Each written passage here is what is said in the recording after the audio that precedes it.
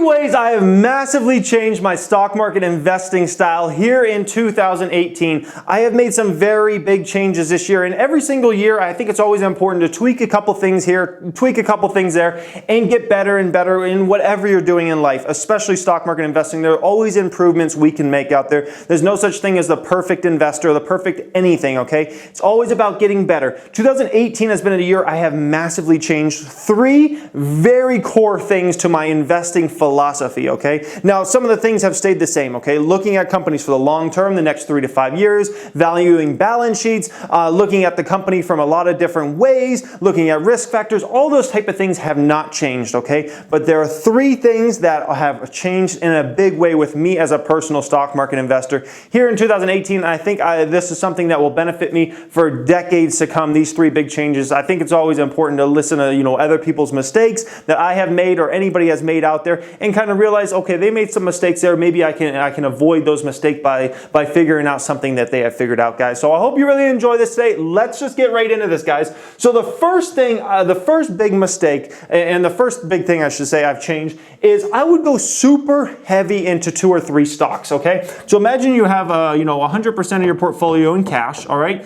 And so what I would go ahead and do is with that 100% of my portfolio in cash, then I would go ahead and put that money, let's say 55% in my favorite stock, okay? Stock A, and then stock B might end up getting 35% or something like that. So now we're at 90% of the portfolio is just in 2 stocks alone, okay? 90% of the portfolio is in 2 stocks.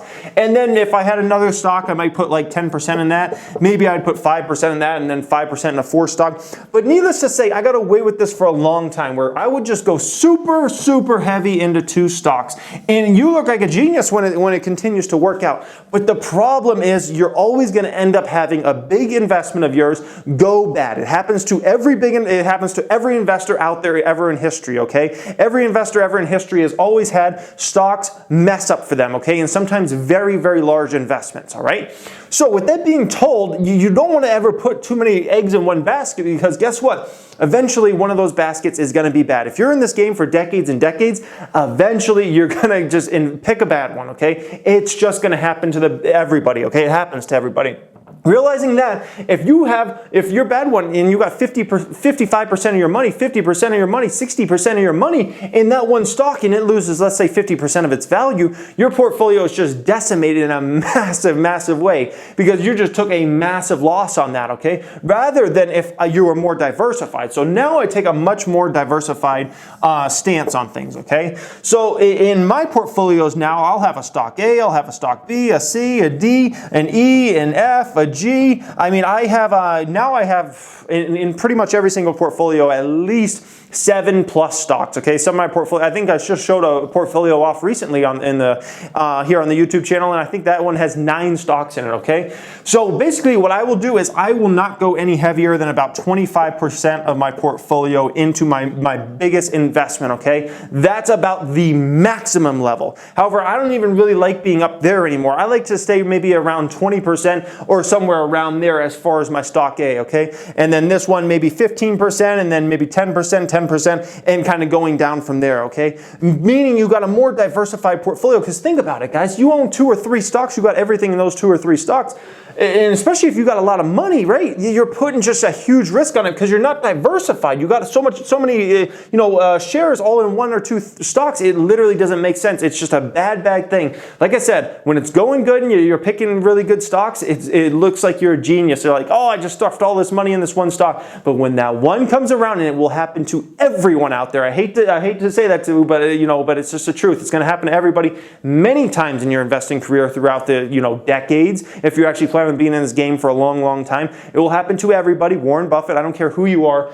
Don't go this route, guys. Go a more diversified route. It's a much safer option for you rather than there are always a lot of stocks that are good deals. When I look at the stock market, there are at least 5 stocks right now I would love to buy, okay? At least 5 stocks. Probably, 10, maybe 15 stocks out there, okay? There are thousands of stocks. If you cannot find a good value anywhere, you just gotta look some more, okay? However, if you think every single stock's a good value, that's taking it too far, okay? So pick and choose your battles, but make sure you're staying diversified, guys. That was just something I got away with for a long time. It came back to bite me, and I realized in 2018, dude, diversify up a bit. This is crazy, all right? The next one has to do with management. Management was something I always looked at, but I always viewed the management team, meaning the executives, specifically really the CEO of the company, I always kind of put that on a back burner, okay? If there was a management team I didn't like, if I didn't really, feel them, if there just wasn't a good vibe there, I might bypass it and I might just say, well, look at what the PE's at right now. Well, look at what the income statement, look at what the profits are at. I would put the management team on really like a back burner, all right? The back burner back there, all right?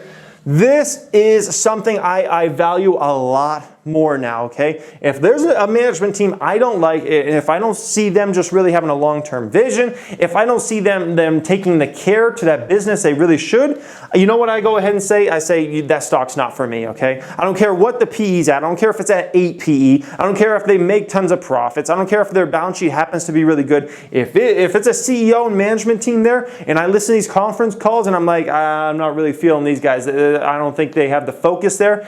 If it's not a management team I like, I'm not investing in it. I will not invest in it, or if it happens to be a management team I bought into and then things start to change and things just get worse, I'll sell out of that stock. Regardless if I'm up or down in that stock, it has gotten that important to me, because what I've learned is a management team can come to burn you worse than ever, okay? A bad management team can literally sink your investment for you. They can literally sink it, all right? A great management team can take that stock up, hundreds of % over the years. A bad management team can decimate a company. I've seen it time and time again, guys, where a great company or a good company will just get decimated by a management team, or you might put too much I guess emphasis in the CEO and so much hope that they could turn things around with that company, and then it doesn't happen, and it's just a bad thing, guys. So management, I value this so much more than I ever have in the past.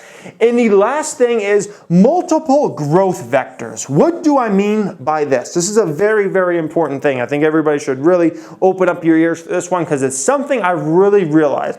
When I look at the stocks that have really outperformed the market in a dramatic way,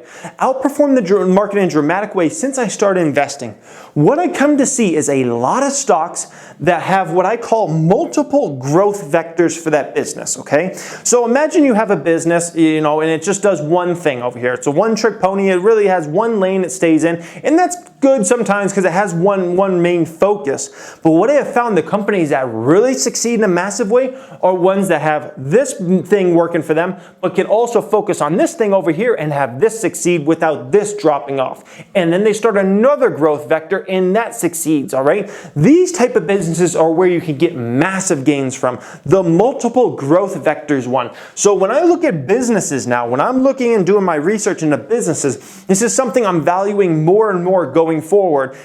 So now, when I think about stocks like Facebook, I think about they have multiple growth vectors for that company. When I think about something like Alibaba, like I've been buying into, many growth vectors for that company, all right? Doesn't mean I'll just invest in companies that have multiple growth vectors, but when I start to look out more and more into the space, I look at a company like Intuit and what they've done over the years. They have multiple growth vectors going for them. A company like that not only can produce a lot more revenue and profits down the road as long as they can execute, but on top of that, they have the story, which the story is so important in the stock market. The story management tells to investors, fund managers, hedge fund managers, mutual fund managers, that gets people excited because they say, whoa, it's got that growth vector over there, and then it's got this thing over here, and it's got, because it's real easy to just poke at a company. Like let's say for instance, a company I own that has only one growth vector is Toll Brothers, okay?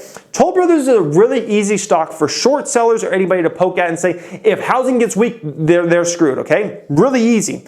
However, on the flip side, something like an Alibaba or Facebook, you could point at this thing, you could say, well, Facebook's getting weak. I'm talking about Facebook, the platform, right? But then the longs can say, well, we also have Instagram over here. We also have WhatsApp, which isn't really even monetized yet. We also have Messenger, which is going to be a massive growth engine for us. We have all these other things over here, Oculus. We have all this cash that we can buy other companies with in the future. There's multiple growth vectors, so it tells the story, guys. It's so important. It's so important.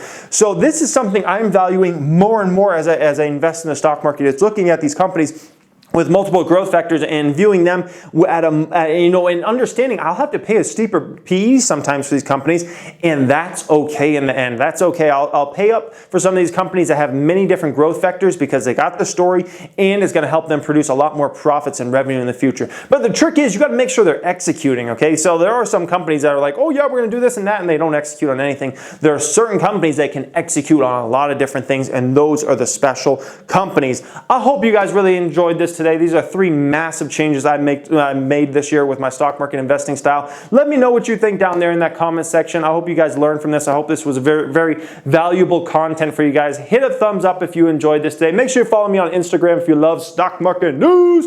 Thank you for watching. Have a great day.